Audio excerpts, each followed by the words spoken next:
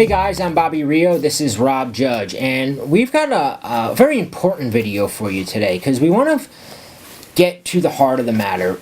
Both of us have been coaching, dating, and attraction advice for about 7-8 years now. And one of the things that we always get from guys is, well, like, how do I make a girl really like me? How do I get her to fall in love with me?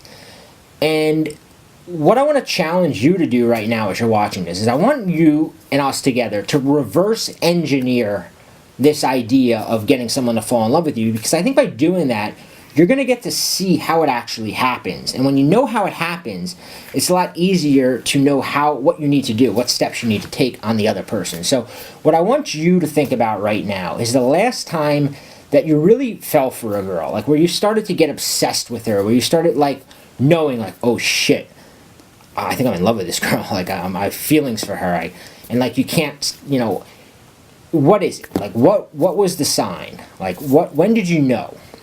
The sign that 90% of guys and 95% of women first realize that they're in love with someone is when they can't stop thinking about them. When they find themselves talking about them to their friends. Yeah, and that's a thing. I mean, Bobby and I coach a lot of guys, and a lot of these guys, when they come into these coaching calls, they come into a coaching session, or even if they come on a live program, a lot of the times they're there because they're motivated by one girl. But it's one girl they can't get out of their mind. And to think about how much effort and how much just time and energy they're putting into that one girl, if they're coming on, they're coming to us to get coaching on that. And I'm sure, and again, I totally sympathize with those guys because I was there too. There have been girls, and I think love is a strong word. Some guys, again, we can define it however we want, but sometimes it's just this infatuation where you just want to know. We're just thinking about her all the time. You just find yourself constantly just, like the thought of her, just like you can't go on with your day unless you're thinking about her. Like every moment you're like checking your phone, you're slipping your name into conversations, even talking to people who didn't even. I remember like one time, like when I was like fully like infatuated with a girl, I was like crossing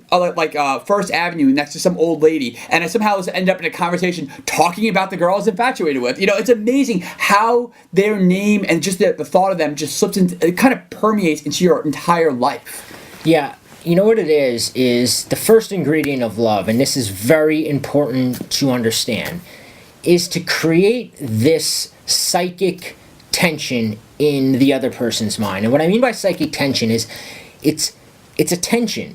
So much that the only way to relieve it is to want to see the person, because you're thinking about them, you're talking about them, you're playing conversations in your mind, you're analyzing them, you're possibly on Google going, what did it mean when she, or you're on a dating forum going, she sent me this text, what do you think it means? Or like, that is psychic tension, and that's the first ingredient in love. Now, here's the kicker. Here's the kick in the balls. The kick in the balls is that most guys do everything to relieve that tension as quickly as possible in her mind. Because as a guy, our natural philosophy is, I need to let her know. I need to give her certainty. She needs to know how I feel. She needs to know that, like, this is real. And we do things like being super available, for instance. Like, we're afraid if she asks us to hang out, we're afraid to say, no, I can't hang out this weekend, because it's going to put doubt in her mind, right? We're afraid that if we don't text her back right away, it's going to put doubt in her mind. We're like afraid that if she says something we disagree with, we're afraid to go, that's not true, like, because it'll put doubt in her mind. But here's the kicker. That doubt is what she needs, because that doubt gives her things to think about. And this is a writer-downer.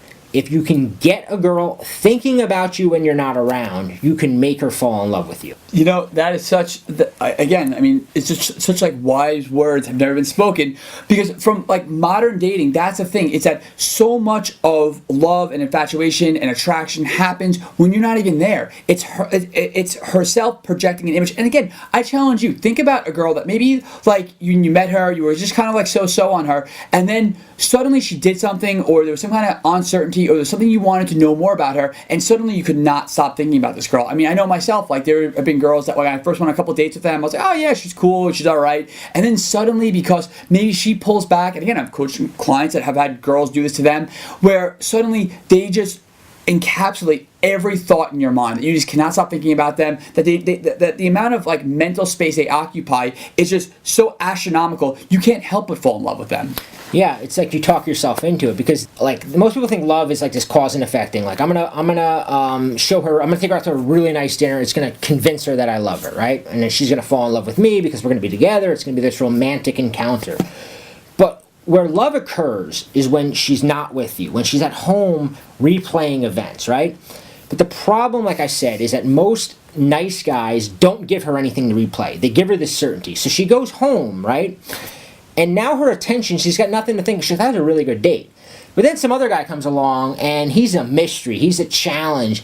And now her attention goes to him. And you've got none of her attention. And you've probably been there. Have you ever gone on a date, right? And it was like the most amazing date in the world. You're like, oh, we connected, and this and that. And I just know she's the one. And she has to feel the same way because she was laughing at all my jokes. And we were making plans to hang out in the future.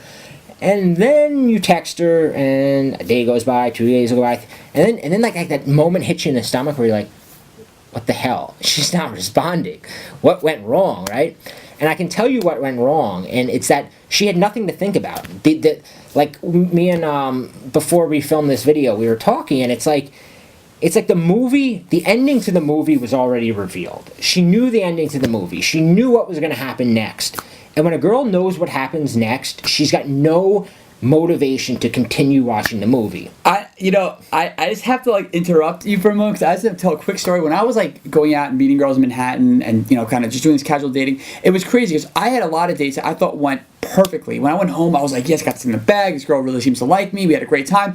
And when I went to go text them, it was like crickets, and I couldn't. I was like, what? I was like, I had so much fun. You were laughing, and everything was great, and you told me that you were gonna text me back, and nothing, just crickets. And then I remember there was a date one time I went out with this girl who I was actually really interested in, but just I made a lot of what I thought were mistakes. And by mistakes, I mean like, she would say something and I kind of disagree with her a little bit. I challenge her. I don't know. I was in a little bit of a testy mood. And I did a couple of little things kind of accidentally. And when I went home, I wasn't totally confident that was the best date I'd ever been on. But then weirdly, this girl couldn't stop texting me. She was like chasing me. And again, this was a very attractive girl I really liked.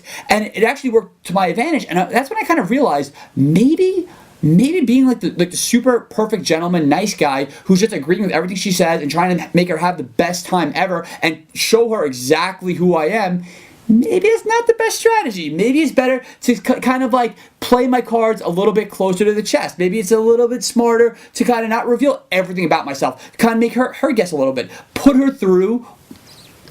Spoiler alert. Yeah, the scrambler. You may or may not have heard of Rob or I talk about the scrambler. And to give you a little background on it, because if you've watched our videos, you know we've talked about it, and how it kind of formulated was a few years back, Rob and I had we kind of hit our breaking point, and we're like, something here, like we're both really good at teaching guys. A guy can come to us, they pay Rob obscene amounts of money to go out on the weekend with him, and he gets these guys talking to girls. He has students bringing girls home the same night, like girls way out of their